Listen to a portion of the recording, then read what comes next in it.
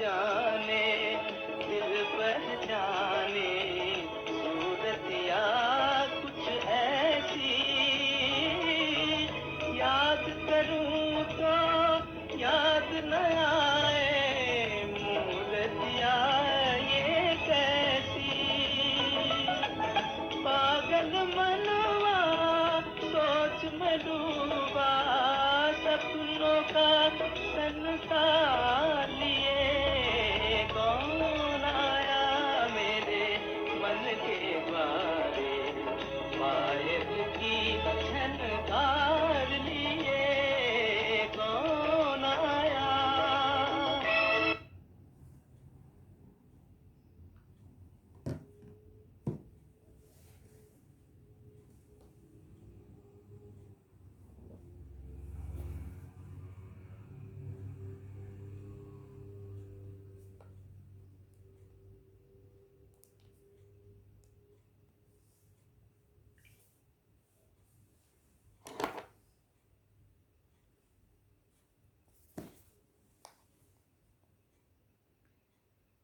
ओम शांति।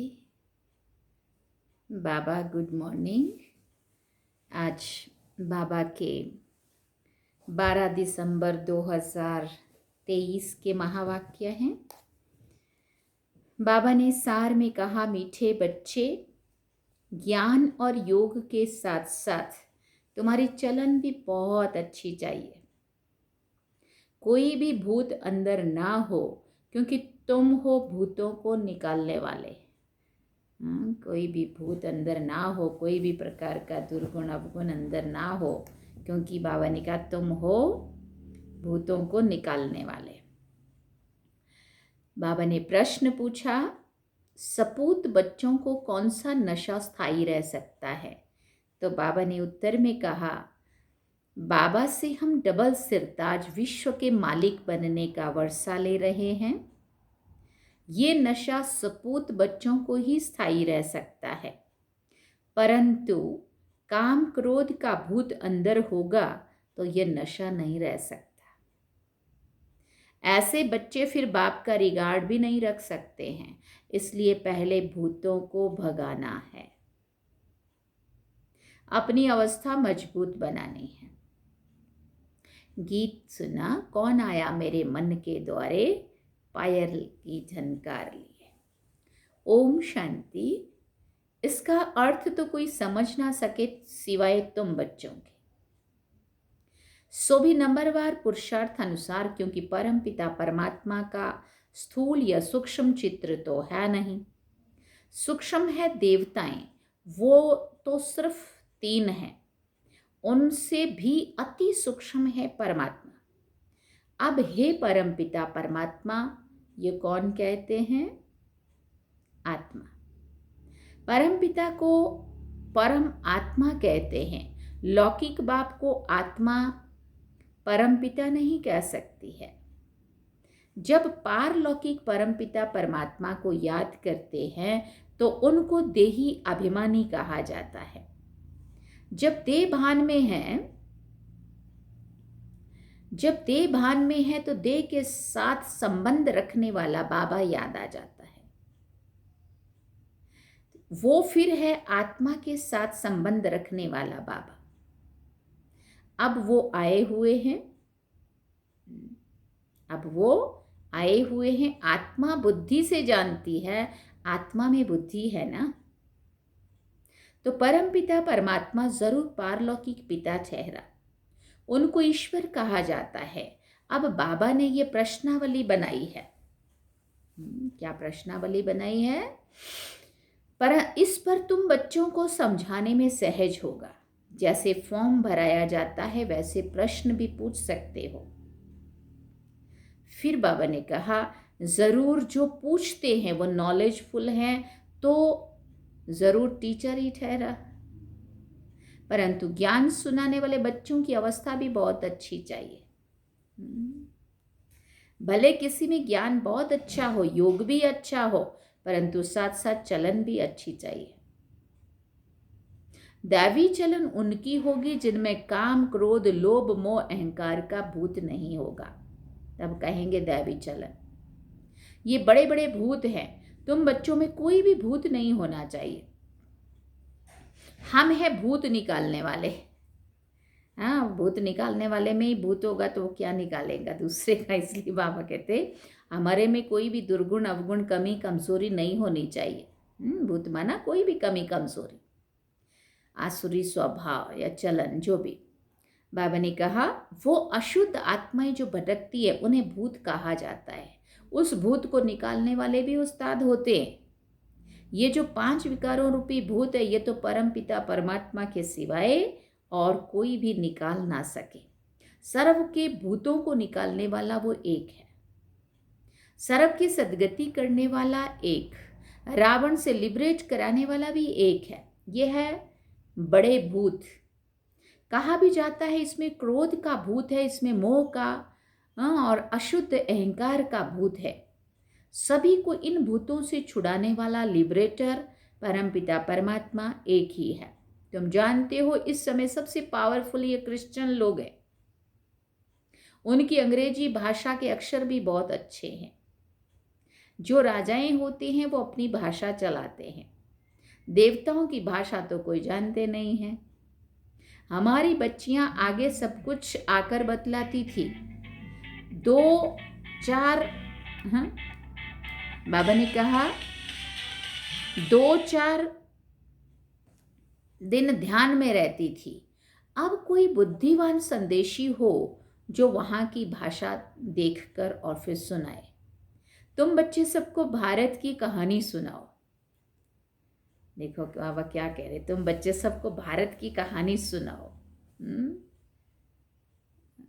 बाबा ने कहा भारत सतो प्रधान था, अभी तमो प्रधान है, पूज्य से पुजारी बना है। भारत में देवताओं के चित्र बहुत हैं, अंधश्रद्धा से पूजते रहते हैं, बायोग्राफी को नहीं जानते हैं। हम सब एक्टर हैं तो ड्रामा के डायरेक्टर आदि का मालूम तो होना चाहिए ना।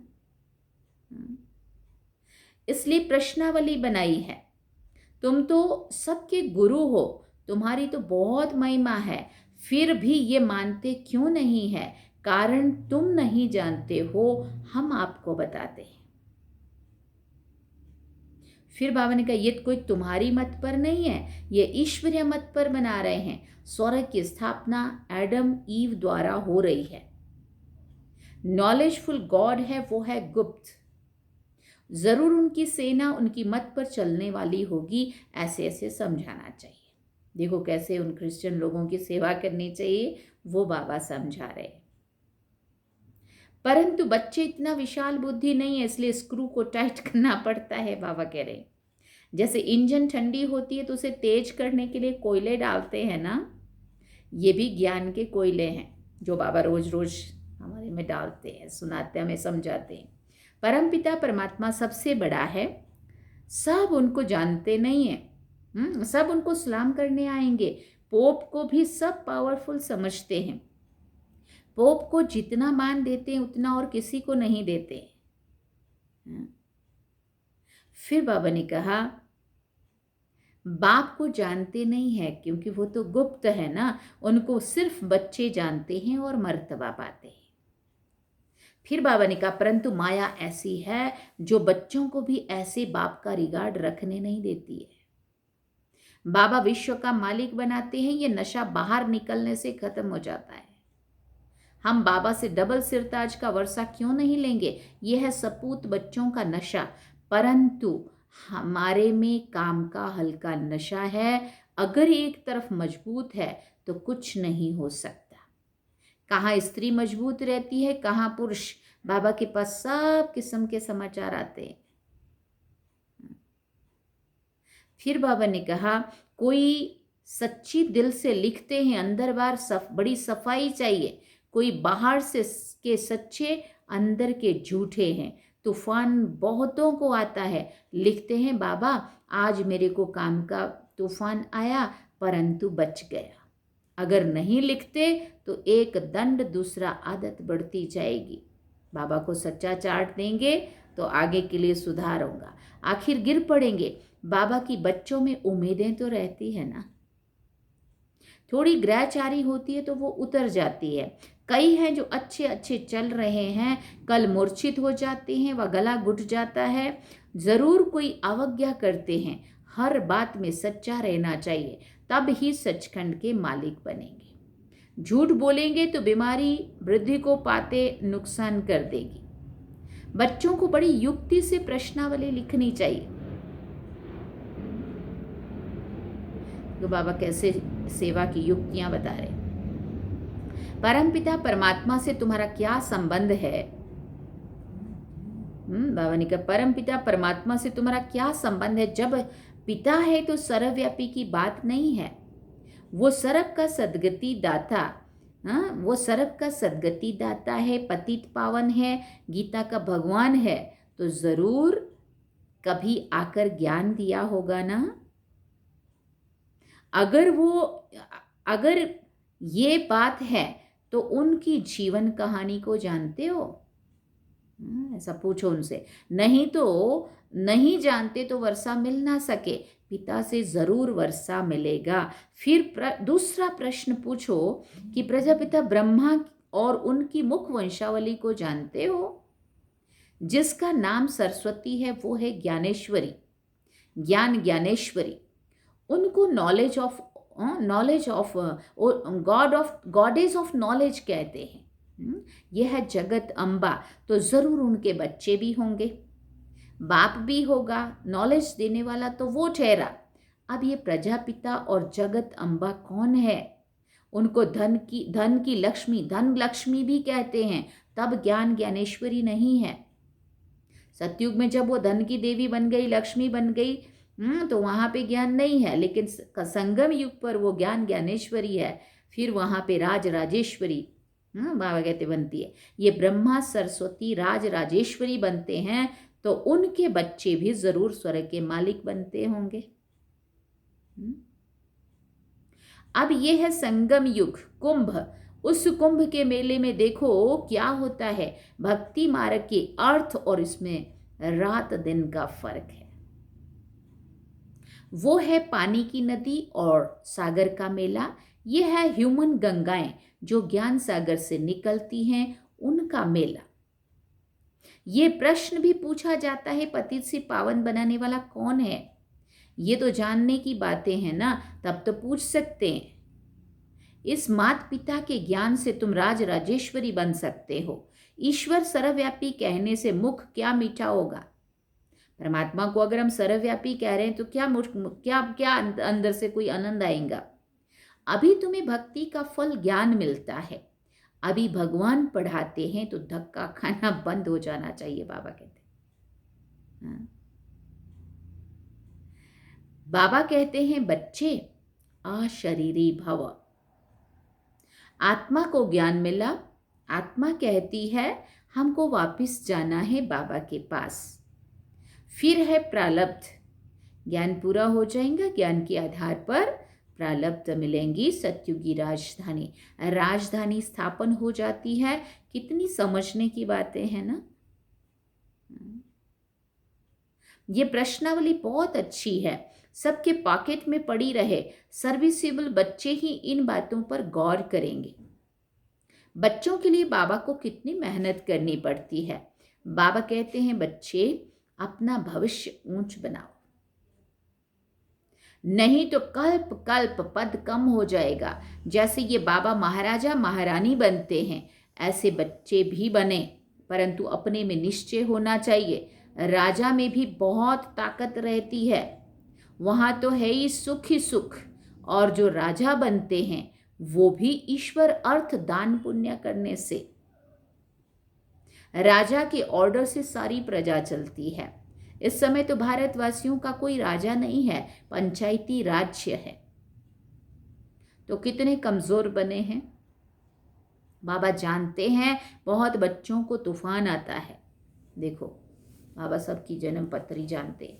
बाबा जानते हैं बहुत बच्चों को तूफान आता है, परंतु समाचार नहीं देते हैं। बाबा को लिखना चाहिए कि ऐसे तूफान आते हैं, आप राय बताओ। बाबा बाबा परिस्थिति को देखकर राय देंगे। बाबा परिस्थिति को देखकर राय बताएंगे, लिखते नहीं हैं, ना कोई उनका साथी ही समाचार देते हैं कि बाबा हमारे साथी का ये हाल है। बाबा को तो समाचार देना चाहिए ना। इतना कह के बाबा ने कहा, अच्छा, मीठे मीठे सिके लदे बच्चों प्रति माता पिता बाप दादा का याद प्यार और गुड मॉर्निंग। रूहानी बाप की रूहानी बच्चों को नमस्ते। हम रूहानी बच्चों की रूहानी माता पिता बाप दादा को दिल व चांद सिक व प्रेम से याद प्यार, गुड मॉर्निंग, नमस्ते, थैंक यू बाबा, शुक्रिया बाबा। अब रात्रि क्लास है 11 जनवरी 1969। बाबा ने 18 जनवरी को इस देह का त्याग किया, फरिश्ता बने 69 में, और उसके 7 दिन पहले बाबा ने 11 जनवरी 1969 69 में बाबा ने ये मुरली चलाई थी रात को। तो सुनते हैं बाबा की ये रात्रि क्लास मुरली। बेहद का बाप आकर समझाते हैं, अपना बनाते हैं, राजाई पद पाने के लिए शिक्षा देते हैं, पवित्र भी बनाते हैं। बाप बड़ा सहज रीति अपना और वर्षे का परिचय समझाते हैं। आप ही समझ नहीं सकेंगे, बेहद के बाप से बेहद जरूर बेहद का वर्षा मिलेगा। ये भी अच्छे बुद्धिमान ही समझेंगे बाप क्या वर्षा देते हैं। घर का, पढ़ाई का और स्वर्ग की बादशाही का वर्षा दे देते हैं। जो पवित्र दैवी संप्रदाय बनते हैं वही राजधानी में आते हैं। जो जितना पढ़ेंगे पढ़ाएंगे वही ऊंच पद पाएंगे। इतने बच्चे हैं, बाप से वर्षा लेते हैं। बाप स्वर्ग का मालिक, नर से नारायण बनाते हैं, ये राजाई के मालिक हैं। तो बेहद का बाप जो स्वर्ग का रचयिता है, हम उनके बच्चे स्वर्ग की बादशाही लेंगे। यथा राजा रानी तथा प्रजा जितना पुरुषार्थ करेंगे उतना ही ऊंच पद पाएंगे। पुरुषार्थ पर प्रारब्ध का मतदार रहता है ना।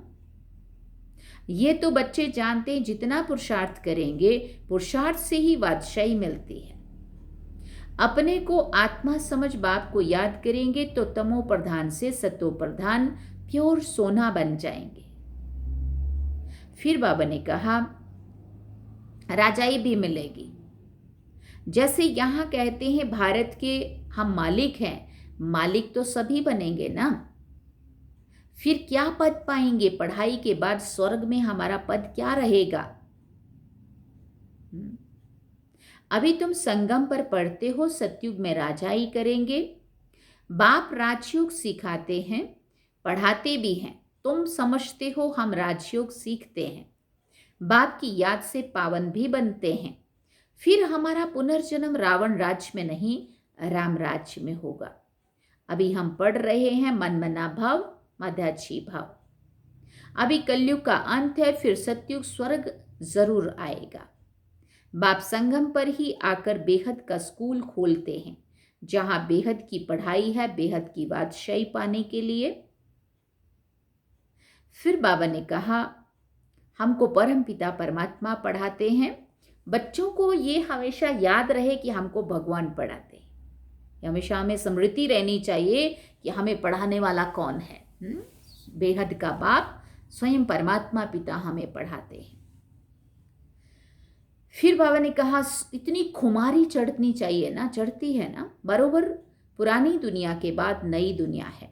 बच्चों को याद आता है, सभी बच्चों के दिल में है स्वर्ग का मालिक बनाने के लिए हमको परम पिता परमात्मा पढ़ाते हैं। बच्चों को ये याद रहे, हमको पढ़ाते हैं, हमको भगवान पढ़ाते हैं। ऊंच से ऊंच सतयुग के राजा रानी बनते हैं। राजयोग द्वारा राजाई मिलती है, उसमें पवित्रता, सुख, शांति सब है। इस बाबा में अभी शिव बाबा पधारे। इस बाबा में माना ब्रह्मा बाबा की बात कर रहे। वो है ऊंचते ऊंच, आत्मा अनुभव लेती जाती है। वहाँ जाएंगे तो वहाँ की बैठक ऊंची होगी। स्टूडेंट्स भी सभी की बैठक अपनी अपनी होगी। एक की जगह दूसरा नहीं बैठ सकता है, हर एक का पुरुषार्थ रहेगा। पुरुषार्थ अनुसार पद होगा। फिर बाबा ने कहा, एक का पार्ट दो से मिल नहीं सकता। बाप ने समझाया है आत्मा में रिकॉर्ड भरा हुआ है, आत्मा के प्लान अनुसार हमारा पुरुषार्थ चल रहा है। कोई राजा कोई रानी बनेंगे, अंत में पुरुषार्थ की रिजल्ट निकलेगी जो फिर माला बनेगी। ऊंच नंबर वाले को जरूर मालूम पड़ेगा, मरने के बाद समझा जाता है आत्मा जाकर कर्मों अनुसार दूसरा शरीर लेगी। अच्छे कर्म वालों को अच्छा जन्म मिलेगा योग बल से। फिर बाबा ने कहा पुरुषार्थ नहीं करते हैं तो कम पद पाएंगे। ऐसे ऐसे विचार करने से खुशी होगी, जैसा महारथी होगा उनकी ऐसी महिमा होगी। सभी की मुरली भी एक जैसी नहीं चलती है, हर एक की मुरली भी अलग अलग है। ये बना बनाया खेल है ना। अभी बच्चों का कर्मों पर ध्यान है, बाप या माँ जैसे कर्म करेंगे बच्चे वैसे सीखेंगे। अभी तुम श्रेष्ठ कर्म करते हो, सर्विस से मालूम पड़ता है महारथियों की मेहनत छिपी नहीं रह सकती है। समझ सकते कौन ऊंच पद पाने की मेहनत कर रहे। सभी बच्चों को चांस भी है। ऊंच पद पाने के लिए मन मना भव का लेसन अर्थ सहित मिला हुआ है। बच्चे समझते हैं ये गीता का ज्ञान नॉलेजफुल बाप खुद आकर देते हैं, तो जरूर एक्यूरेट नॉलेज ही देंगे ना। फिर मदार है धारणा पर। जो बच्चे जो सुनते हो वो प्रैक्टिकल में आता रहे। डिफिकल्ट नहीं है, कुछ भी मुश्किल नहीं है, कठिन नहीं है। बाप को याद करना और चक्र को जानना है, यह है अंतिम जन्म की पढ़ाई। जो पास करके नई दुनिया सतयुग में चले जाएंगे। फिर बाबा ने कहा गायन है निश्चय में विजय, निश्चय बुद्धि विजयंती। तो प्रीत बुद्धि बच्चों ने समझा है, हमको भगवान पढ़ाते। बच्चे जानते हैं हमारी आत्मा धारणा करती है, आत्मा इस शरीर द्वारा पढ़ती है, नौकरी करती है, ये समझने की बातें हैं।